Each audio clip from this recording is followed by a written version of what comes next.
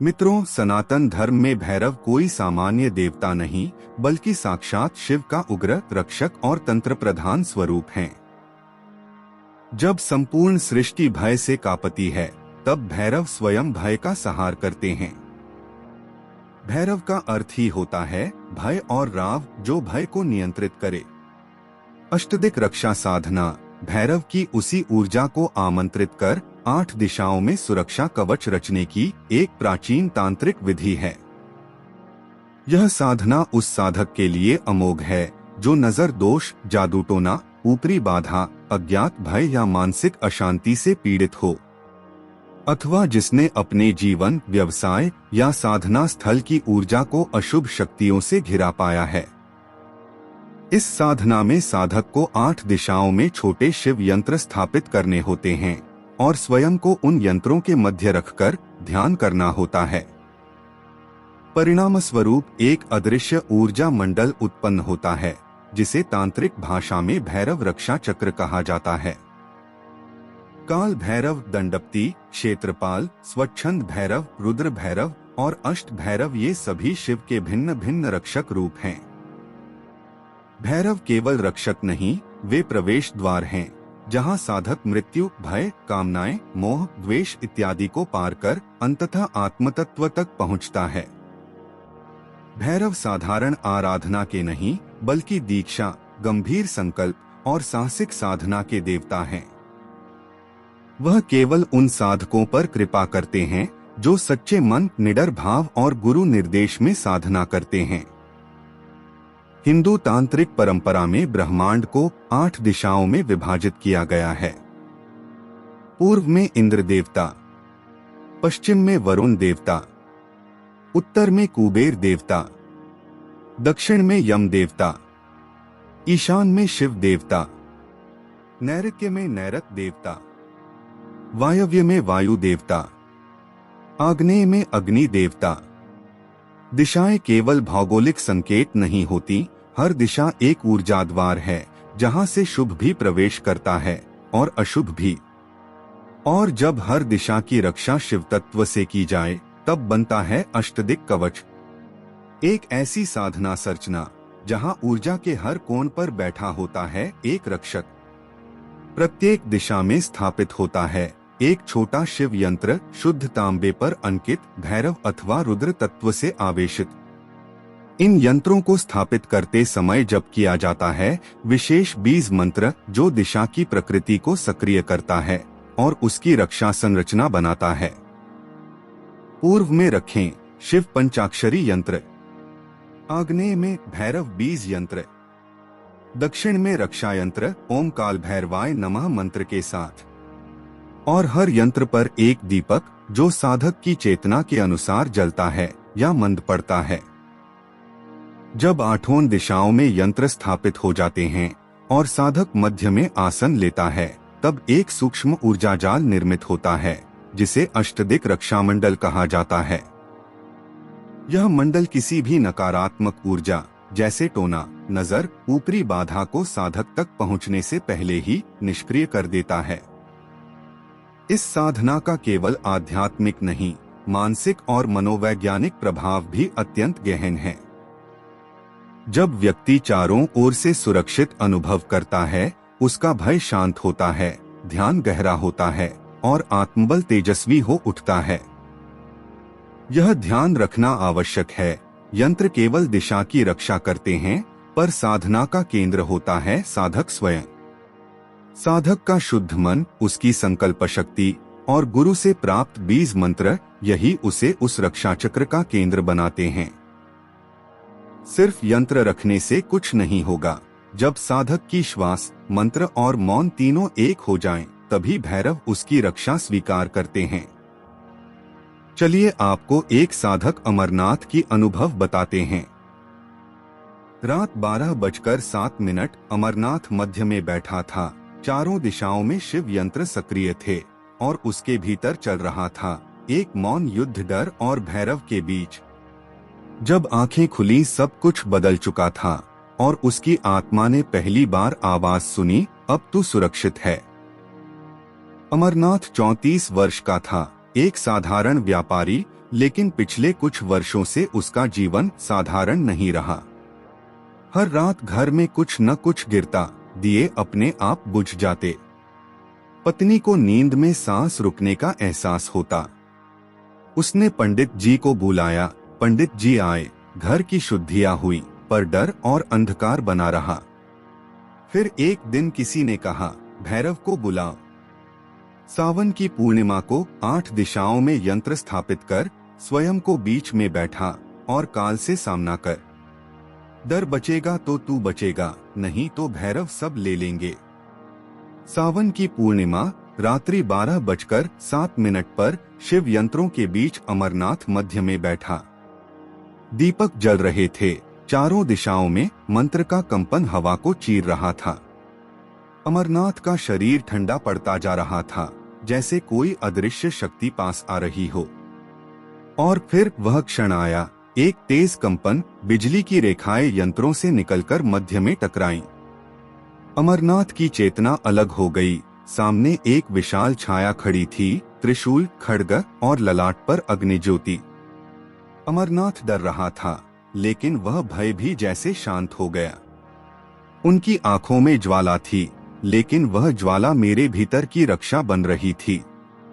उन्होंने कहा, अब तू सुरक्षित है। और फिर सब शांति हो गई। अमरनाथ की पत्नी अब चैन से सोने लगी। घर में न अजीब आवाजें थीं, न भारीपन। दुकान पर रुकी हुई बिक्री भी चलने लगी और सबसे बड़ा परिवर्तन भय चला गया। आज वह हर सावन भैरव अष्टदिक रक्षा साधना करता है और दूसरों को एक ही बात कहता है, भैरव को बुला। डर खुद डर जाएगा। कुछ साधनाएं केवल शक्ति नहीं देती, वे एक दीवार बन जाती हैं तुम्हारे और संसार के हर अंधकार के बीच। भैरव अष्टदिक रक्षा साधना ऐसी ही एक साधना है। जब अमरनाथ ने पहला मंत्र जपा तो लगा जैसे शब्द नहीं बोले गए, किसी और लोक से कोई द्वार खुला। और फिर जो कंपन हुआ, उसने अमरनाथ की आत्मा को जगा दिया। संस्कृत में बीज का अर्थ है बीज यानी सीड, पर ये बीज सिर्फ पेड़ नहीं उगाते, ये ऊर्जा उत्पन्न करते हैं। बीज मंत्र ब्रह्मांडीय ध्वनियों का वो सार हैं जो किसी देवता की चेतना को एक ध्वनि में केंद्रित कर देते हैं। जैसे ह्रीम देवी की शक्ति का मूल है, वैसे ही भ्रौम भैरव का आग्नेय रूप है जो बाधाओं को भस्म करता है। हर बीज मंत्र एक निश्चित आवृत्ति पर काम करता है, जैसे भ उच्चतम कंपन पर, जबकि ह्रौम उच्चतम कंपन पर। जब साधक इनका जप करता है तो वह अपनी चेतना को उस ही आवृत्ति पर लाता है, जिससे शरीर, मन और आत्मा पर गहरा प्रभाव पड़ता है।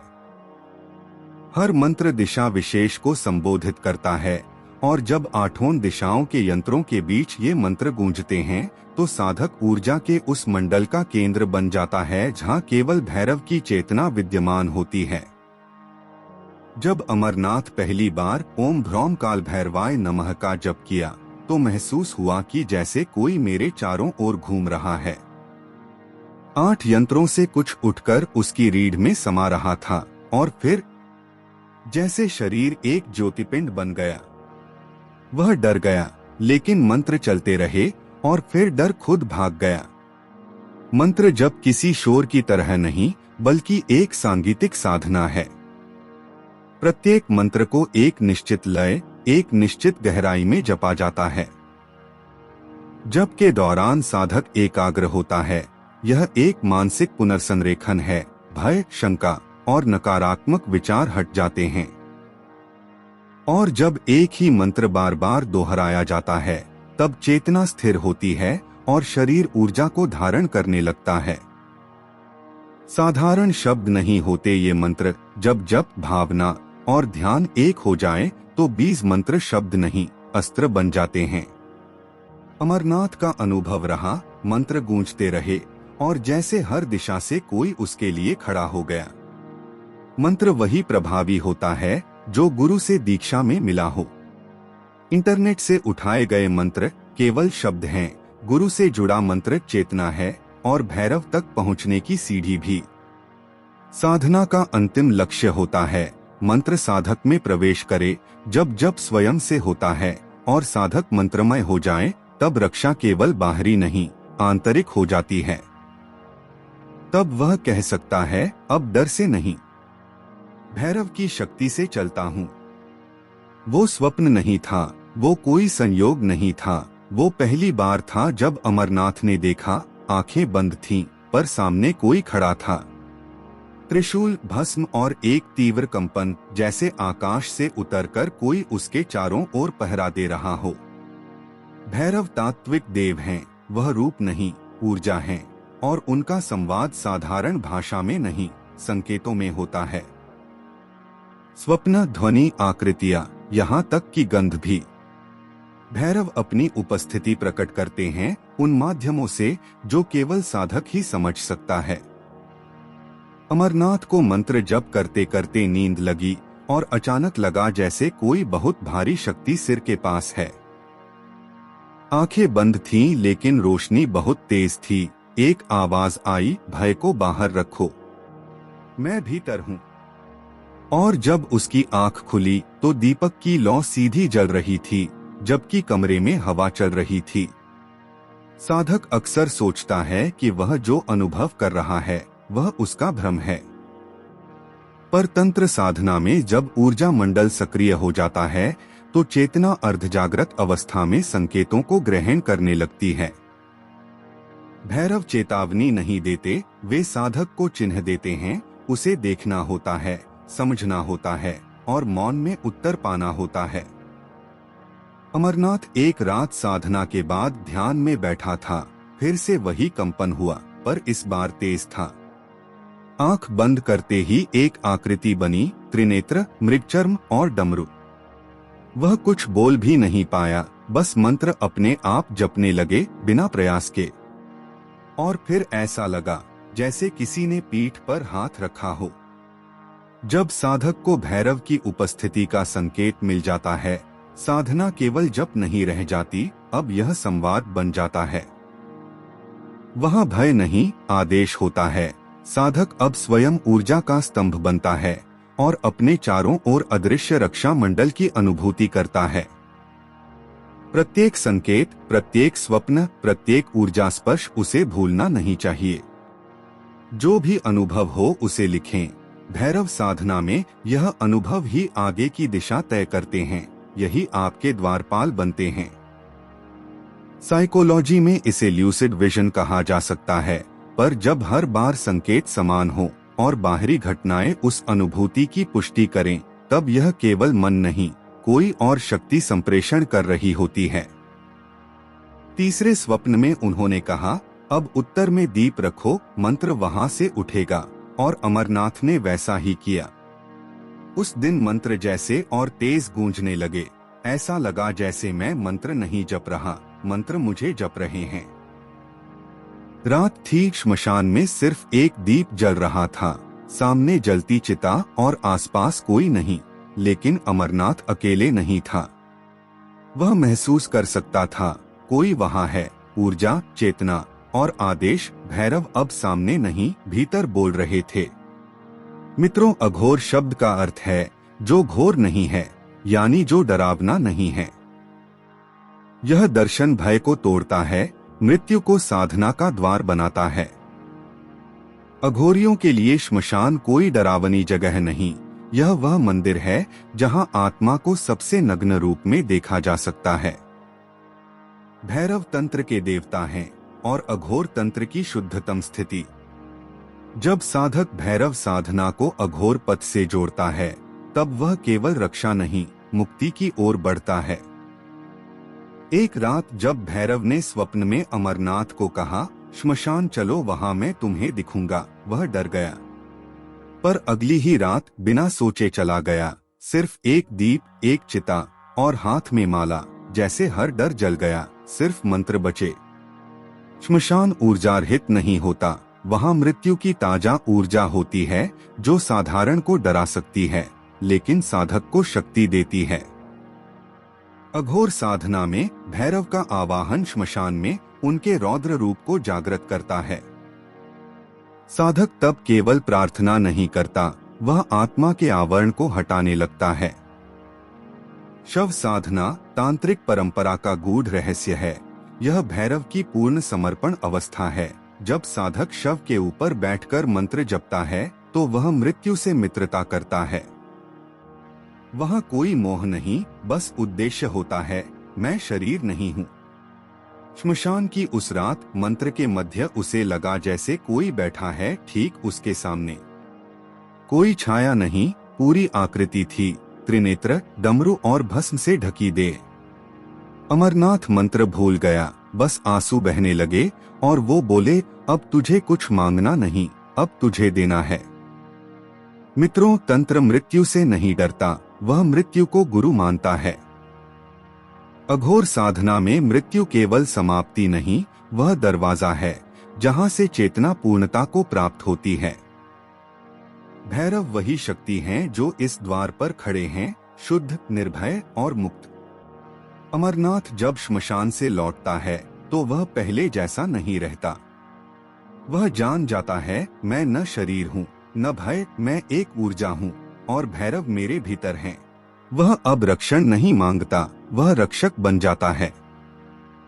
श्मशान से लौटकर अमरनाथ अब केवल साधक नहीं था, वह एक चलती हुई शक्ति बन चुका था। और अब उसकी साधना ने जन्म दिया एक अदृश्य कवच को, जो हर टोटके, हर बाधा, हर दुष्ट ऊर्जा से रक्षा करता है। अब अमरनाथ के चारों ओर भैरव थे, पर सिर्फ 4 नहीं, 8 दिशाएं, 8 रूप, 8 ऊर्जा स्तंभ। कोई भी शक्ति, चाहे वह उत्तर से आए या दक्षिण से, अब उस तक पहुंच नहीं सकती थी। वह अब केंद्र में था और 8 भैरवों की परिधि उसका कवच बन चुकी थी। भैरव अष्टदिक रक्षा साधना तंत्र की एक ऐसी गूढ़ प्रक्रिया है जिसमें 8 दिशाओं में विशेष शिव यानी भैरव यंत्र या ऊर्जा स्तंभ स्थापित किए जाते हैं। साधक खुद को केंद्र में रखकर ध्यान करता है और हर दिशा को भैरव की उपस्थिति से सुरक्षित करता है। यह साधना न केवल टोटके और नजर दोष से रक्षा करती है, बल्कि सूक्ष्म आक्रमण, मानसिक भ्रम और ऊपरी बाधाओं को भी निष्क्रिय कर देती है। पूर्व में काल भैरव आरंभ और तेज ऊर्जा की रक्षा करते हैं। पश्चिम में असितान भैरव बाधाओं का नाश करते हैं। उत्तर में रुरु भैरव ज्ञान और मानसिक रक्षा करते हैं। दक्षिण में चंड भैरव मृत्यु और तांत्रिक से रक्षा करते हैं। ईशान में उन्मत्त भैरव सूक्ष्म जगत की रक्षा करते हैं। अग्नि में क्रोध भैरव क्रोध, ईर्ष्या से रक्षा करते हैं। वायव्य में संहार भैरव कालचक्र को नियंत्रण करते हैं। नैऋत्य कोण में भीषण भैरव दुष्ट आत्माओं का शमन करते हैं। जब अष्टदिक रक्षा पूर्ण होती है, तब साधक को अपने चारों ओर एक घेरा महसूस होता है, कोई अदृश्य मंडल जो स्थायी रूप से वहां होता है। यह साधक को भीड़ में भी अलग बनाए रखता है, जैसे हर दृष्टि, हर आक्रमण उससे टकराकर लौट जाता है।